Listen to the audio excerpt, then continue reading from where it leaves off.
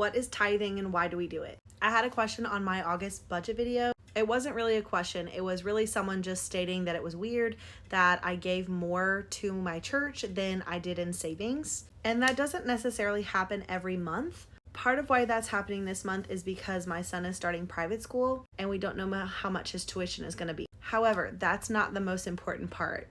The most important part is the tithe that we do for my church is dependent on how much money we make, because we learn in the Bible that you're supposed to tithe 10% of your income back to the Lord. Not everybody does this. Not everybody believes in this, and I understand that. But for our family, it is something that we've worked really hard to get to a point where we can tithe comfortably 10%. My husband and I have prayed about it for years. In the past, we haven't had enough.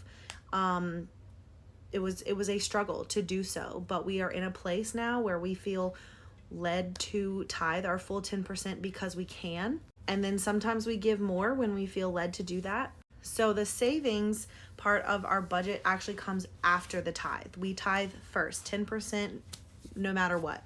Then I do all of my regular sinking funds. Then I do all of my bills and expenses. And then if I have extra, I go back to my sinking funds and add more to savings. So in July, we actually sent about $1,500 to savings because that's what we were able to do this month. And our tithe was $866 because our income in July was $8,662, I think. So 10% of that would be $866. It's 10% every month. So sometimes we save more than 10% and sometimes we don't. But we tithe 10% every month.